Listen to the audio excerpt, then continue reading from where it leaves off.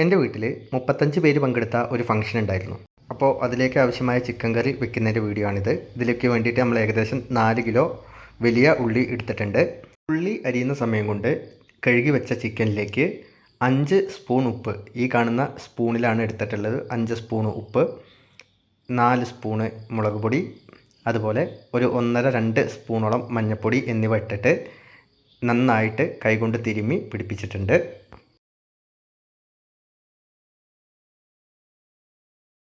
കുറച്ച് കറിവേപ്പില കൂടി ഇട്ടിട്ടുണ്ടായിരുന്നു. ഇതിൽ 9 കിലോ ഇറച്ചിയുണ്ട്. ശരിക്കാണെങ്കിൽ ഒരു 7 കിലോനൊക്കെ മതിയായിരുന്നു. പക്ഷേ അത് നമുക്ക് വെച്ചതിന് ശേഷമാണ് മനസ്സിലായത്. ഉപയോഗിച്ചതിന് ശേഷം ബാക്കി വന്നപ്പോഴാണ് കാര്യങ്ങൾ മനസ്സിലായത്. ആ സമയമായപ്പോഴേക്ക് ഏകദേശം ഉള്ളി, പച്ചമുളക് ഒക്കെ അരിഞ്ഞു വെച്ചിട്ടുണ്ട്.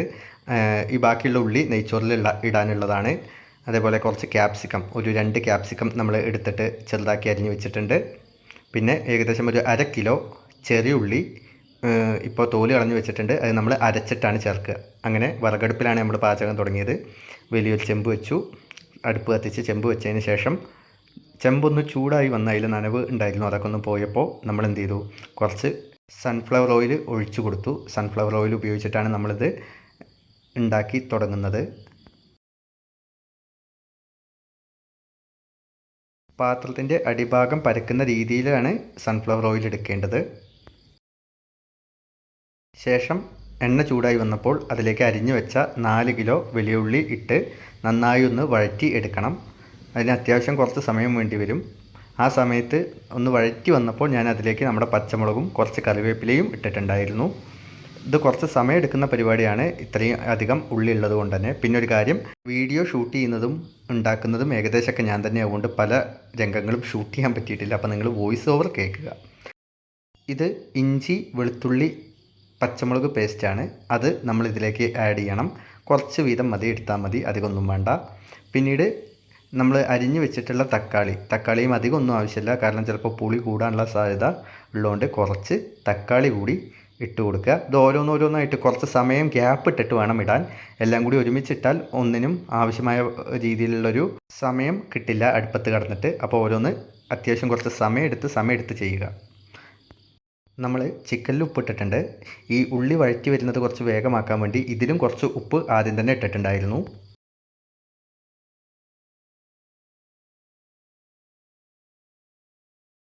ശേഷം നന്നായിട്ട് ഇളക്കി കൊടുക്കുക. അടി പിടിക്കാതെ നോക്കണം. അതുകൊണ്ടാണ് ഇടയ്ക്കിടയ്ക്ക് നന്നായിട്ട് ഇളക്കുന്നത്. അത്യാവശ്യം സമയം തക്കാളിക്കും കൊടുക്കേണ്ടതുണ്ട്, എന്നാലേ അതൊരു കൃത്യമായി മിക്സായിട്ട് വരുള്ളൂ.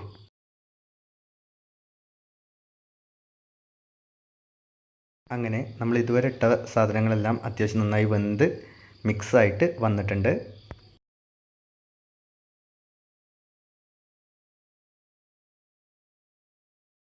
ശേഷം നമ്മൾ പൊടികൾ ചേർക്കുകയാണ്. ഒരു 15 സ്പൂൺ മല്ലിപ്പൊടിയാണ് ആദ്യം ചേർത്തത്.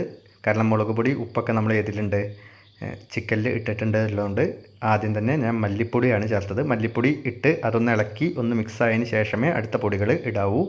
ഒന്ന് അതിൻ്റെ ഒരു പച്ചമണം മാറിയിട്ട് അടുത്ത പൊടികൾ ഇടുക.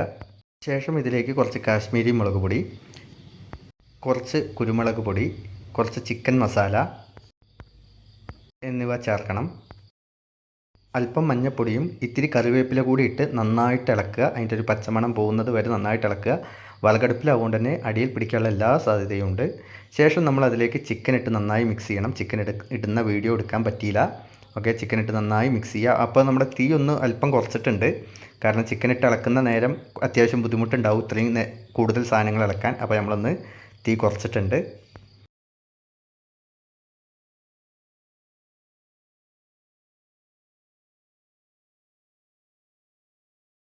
നമ്മൾ ആദ്യം തന്നെ വെള്ളമൊന്നും ചേർക്കണ്ട. ചിക്കനിൽ നിന്നുള്ള വെള്ളം ഇറങ്ങിയതിന് ശേഷം ആവശ്യമുള്ള വെള്ളം മാത്രം അവസാനം ചേർത്താൽ മതി. ഇടയ്ക്കിടയ്ക്ക് ഇളക്കി കൊടുക്കുക എന്നുള്ളത് വളരെ പ്രധാനപ്പെട്ട കാര്യമാണ്. ഇല്ലെങ്കിൽ അടിയിൽ പിടിച്ച് കേടായി പോവും. അപ്പോൾ നമുക്ക് ഉപയോഗിക്കണമെങ്കിൽ ഇടയ്ക്കിടയ്ക്ക് നല്ല രീതിയിൽ ഇളക്കന്നെ വേണം. അതിനുശേഷം നമ്മളൊന്ന് വെന്ത് വരുമ്പോൾ ആവശ്യത്തിനുള്ള വെള്ളം വേണമെങ്കിൽ ചേർക്കാം, അല്ല ഇങ്ങനെ മതി എന്നുണ്ടെങ്കിൽ ഇങ്ങനെ മതി. ആ സമയത്താണ് നമ്മൾ ഉപ്പൊക്കെ ഒന്ന് ടേസ്റ്റ് ചെയ്ത് എന്തൊക്കെയാണ് ആവശ്യിച്ചാൽ ചെയ്യുന്നത്. അതിനുശേഷം നമുക്ക് കുറച്ച് കറി ആവശ്യമാണ്, ഇത്രയും പേരുള്ളതുകൊണ്ട് എന്നുള്ളതുകൊണ്ട്. ഒപ്പം കഴിക്കാനുള്ളത് നെയ്ച്ചോറ്, പത്തിരി, പൊറോട്ട എന്നിവയായതുകൊണ്ട് നമ്മൾ നാളികേരപ്പാലെടുത്തു. ആദ്യം നാളികേരത്തിൻ്റെ 1-ാം പാലാണ് ഒഴിച്ചത്. അതൊഴിച്ച് നന്നായിട്ട് മിക്സ് ചെയ്യുക. മിക്സ് ചെയ്തതിന് ശേഷം 2-ാം പാലും അതിന് ശേഷം 3-ാം പാലും ഒഴിക്കുകയാണ് നല്ലത്.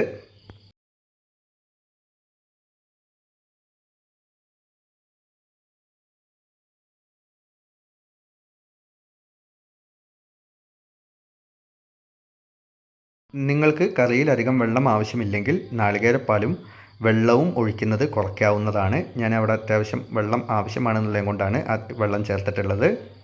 ഏകദേശം 4 മണിക്കൂർ എടുത്തു ഇത്രയും കറി ഉണ്ടാക്കി എടുക്കാൻ.